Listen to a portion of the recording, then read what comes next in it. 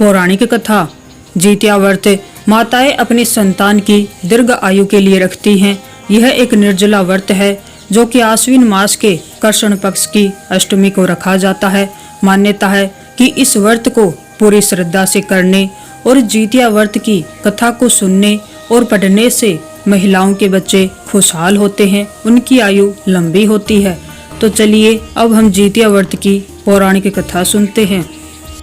एक बार नैमिषारण्य के निवासी ऋषियों ने संसार के कल्याण के लिए सूत जी से पूछा, हे सूत, कराल कलिकाल में लोगों के बालक किस तरह दीर्घायु होंगे, सो कहिए। सूत जी बोले, जब द्वापर का अंत और कलयुग का आरंभ था, उसी समय बहुत सी शोकाकुल स्त्रियों ने आपस में सलाह की कि क्या इस कलयुग में माता के जीवित रहते पुत्र मर जाएंगे। जब वे आपस में कुछ निर्णय नहीं कर सकी, तब गौतम जी के पास पूछने के लिए गई। जब उनके पास पहुंची तो उस समय गौतम जी आनंद के साथ बैठे थे। उनके सामने जाकर उन्होंने मस्तक झुकाकर प्रणाम किया। तदंतर स्त्रियों ने पूछा, हे प्रभु, इस कलयुग में लोगों के पुत्र किस तरह जीवित रहेंगे, इसके लिए कोई व्रत या तप हो तो कृपा करके बताइए। इस तरह उनकी बात सुनकर गौतम जी बोले, आपसे मैं वही बात कहूँगा जो मैंने पहले से सुन रखी है। गौतम जी ने कहा, जब महाभारत युद्ध का अंत हो गया और द्रोण पुत्र अश्वत्थामा के द्वारा अपने बेटों को मरा देखकर सब पांडव बड़े दुखी हुए, तो पुत्र के शोक से व्याकुल होकर द्रौपदी अपनी सखियों के साथ ब्राह्मण श्रेष्ठ धौम्य के पास गई और उसने धौम्य से कहा, हे विपेंद्र, कौन सा उपाय करने से बच्चे दीर्घायु हो सकते हैं, कृपा करके ठीक ठीक कहिए। धौम्य बोले, सतयुग में सत्य वचन बोलने वाला, सत्य आचरण करने वाला समदर्शी जीमूतवाहन नामक एक राजा था। एक बार वह अपनी स्त्री के साथ अपने ससुराल गया और वहीं रहने लगा। एक दिन आधी रात के समय पुत्र के शोक से व्याकुल कोई स्त्री रोने लगी, क्योंकि वह अपने बेटे के दर्शन से निराश हो चुकी थी। उसका पुत्र मर चुका था। वह रोती हुई कहती थी, हाय, मुझ बूढ़ी माता के सामने मेरा बेटा मरा जा रहा है। उसका रुदन सुनकर राजा जीमूतवाहन का हृदय बड़ा व्यथित हुआ। वह तत्काल उस स्त्री के पास गया और उससे पूछा, तुम्हारा बेटा कैसे मरा है। बूढ़ी माता ने कहा, गरुड़ प्रतिदिन आकर गांव के लड़कों को खा जाता है। इस पर दयालु राजा ने कहा, माता, अब तुम रो मत, आनंद से बैठो, मैं तुम्हारे बच्चे को बचाने का यत्न करता हूँ। ऐसा कहकर राजा उस स्थान पर गया जहाँ गरुड़ आकर प्रतिदिन मांस खाया करता था। उसी समय गरुड़ भी उस पर टूट पड़ा और मांस खाने लगा। जब अतिशय तेजस्वी गरुड़ ने राजा का बाया अंग खा लिया, तो झटपट राजा ने अपना दाहिना अंग फेर कर गरुड़ के सामने कर दिया। यह देखकर गरुड़ जी ने कहा, तुम कोई देवता हो? कौन हो तुम? मनुष्य तो नहीं जान पड़ते। अच्छा, अपना जन्म और कुल बताओ। पीड़ा से व्याकुल मन वाले राजा ने कहा, हे पक्षीराज, इस तरह के प्रश्न करना व्यर्थ है। तुम अपनी इच्छा भर के मेरा मांस खाओ। गरुड़ रुक गया और बड़े आदर से राजा से उसके कुल के बारे में पूछने लगा। तब राजा ने कहा, मेरी माता का नाम सेवैया और पिता का नाम शालिवाहन है। सूर्य वंश में मेरा जन्म हुआ है और जीमूतवाहन मेरा नाम है। राजा की दयालुता देखकर गरुड़ ने कहा, हे महाभाग, तुम्हारे मन में जो अभिलाषा हो वह वर मांगो।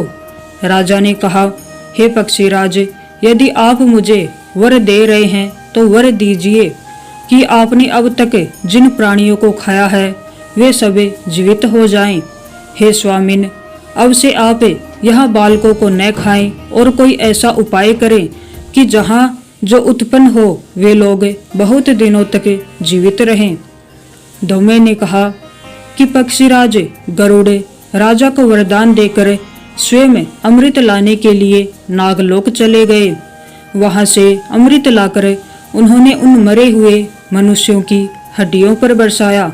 ऐसा करने से सब लोग जीवित हो गए जिनको पहले गरुड़ ने खाया था। राजा के त्याग और गरुड़ की कृपा से वहां वालों का कष्ट बहुत दूर हो गया। उस समय राजा के शरीर की शोभा दुगुनी हो गई। राजा की दयालुता देखकर गरुड़ ने फिर कहा, मैं संसार के कल्याण के लिए एक और वरदान दूंगा। आज आश्विन कृष्ण सप्तमी से रहित शुभ अष्टमी तिथि है। आज ही तुमने यहाँ की प्रजा को जीवन दान दिया है। हे वत्स, अब से यह दिन ब्रह्म भाव हो गया है। जो मूर्ति वेद से विविध नामों से विख्यात है, वही त्रिलोक्य से पूजित दुर्गा अमृत प्राप्त करने के अर्थ में जीवित पुत्रिका कहलाई है। सो इस तिथि को जो स्त्रियां उस जीवित पुत्रिका की और कुश की आकृति बनाकर तुम्हारी पूजा करेंगी, तो दिनों दिन उनका सौभाग्य बढ़ेगा और वंश की वृद्धि भी होगी। हे महाभाग, इस विषय में विचार करने की भी आवश्यकता नहीं है। हे राजन, सप्तमी से रहित और उदया तिथि की अष्टमी को व्रत करें, यानी सप्तमी विद अष्टमी जिस दिन हो उस दिन व्रत न करके शुद्ध अष्टमी को व्रत करें और नवमी को पारण करें। यदि इस पर ध्यान न दिया गया तो फल नष्ट ही हो जाएगा और सौभाग्य तो अवश्य नष्ट हो जाएगा। जिमुत वाहन को इस तरह का वरदान देकर गरुड़ वैकुंठ धाम को चले गए और राजा भी अपनी पत्नी के साथ अपने नगर को वापस चले गए। धौम्य द्रौपदी से कहते हैं, हे देवी, मैंने यह अतिशय दुर्लभ व्रत तुमको बताया है। इस व्रत को करने से बच्चे दीर्घ आयु होते हैं। हे देवी, तुम भी पूर्वोक्त विधि से यह व्रत और दुर्गा जी का पूजन करो तो तुम्हें अभिलाषित फल प्राप्त होगा। मुनिराज, धौम्य की बात सुनकर द्रौपदी के हृदय में एक प्रकार का कौतूहल उत्पन्न हुआ और पूर्ववासिनी स्त्रियों को बुलाकर उनके साथ यह उत्तम व्रत किया। गौतम ने कहा, यह व्रत और इसके प्रभाव को किसी एक चिन्ह ने सुन लिया और अपनी सखी सियारिन को बतलाया। इसके बाद पीपल वृक्ष की शाखा पर बैठकर उस चिन्ह ने और उस वृक्ष के खोते में बैठकर सियारिन ने भी व्रत किया। फिर वही चिन्ह किसी उत्तम ब्राह्मण के मुंह से यह कथा सुनकर आई और पीपल के खोते में बैठी हुई अपनी सखी को सुनाया। सियारिन ने आधी कथा सुनी थी कि उसे भूख लग गई और वह उसी समय शव से भरे हुए शमशान में पहुंची। वहां उसने इच्छा भरे मांस का भोजन किया और चिन्ही बिना कुछ खाए पिए रह गई और सवेरा हो गया। सवेरे वह गौशाला में गई, वहां गऊ का दूध पिया। इस तरह नवमी को उसने पारण किया। कुछ दिनों बाद वे दोनों मर गई और अयोध्या में किसी धनी व्यापारी के घर में जन्मी। संयोग से उन दोनों का जन्म एक ही घर में हुआ, जिसमें सियारिन ज्येष्ठ हुई और चिन्ह छोटी। वे दोनों सभी शुभ लक्षणों से युक्त थी, इसलिए बड़ी लड़की काशीराज के और छोटी उसके मंत्री के साथ ग्रहपात अग्नि के सामने विधि पूर्वक ब्याही गई। पूर्व जन्म के कर्म फल से वह मर्गनेनी रानी हुई। जिस किसी भी संतान को उत्पन्न करती वह मर जाती थी और पूर्व जन्म की बातों को स्मरण करने वाली मंत्री की पत्नी ने अष्टवसुओं के सदृश तेजस्वी 8 बेटे उत्पन्न किए और सभी जीवित रह गए। अपनी बहन के पुत्रों को जीवित देखकर ईर्ष्यावश राजपत्नी ने अपने स्वामी से कहा, यदि तुम मुझे जीवित रखना चाहते हो तो इस मंत्री के भी पुत्रों को उसी जगह भेज दो जहां मेरे बेटे गए हैं, अर्थात इन्हें मार डालो। यह सुनकर राजा ने उस मंत्री के पुत्रों को मारने के लिए कई प्रकार के प्रयास किए, पर मंत्री पत्नी ने जीवित पुत्रिका के पुण्य बल से बचा लिया। एक दिन राजा ने अपने आदमियों से उन पुत्रों का सिर कटवाकर पिटारी में रखवाया और वह पिटवारी उनकी माता के पास भेज दिया, किंतु वे 8 सिर बेशकीमती जवाहरात हो गए और भले चंगे वे 8 लड़के अपनी माता के पास वापस चले गए उनको जीवित देखकर राजपत्नी को बड़ा विस्मय हुआ। अंत में वह मंत्री की पत्नी के पास आई और उनसे पूछा, बहन, तुमने कौन सा ऐसा पुण्य किया है जिससे बार बार मारे जाने पर भी तुम्हारे बेटे नहीं मरते? इस पर मंत्री की पत्नी ने कहा, पूर्व जन्म में मैं चिन थी और तुम सियारिन, दोनों ने व्रत किया था। तुमने व्रत के नियमों का भली भांति पालन नहीं किया था और मैंने किया था। इसी दोष से हे बहन, तुम्हारे बेटे जीवित नहीं रहते।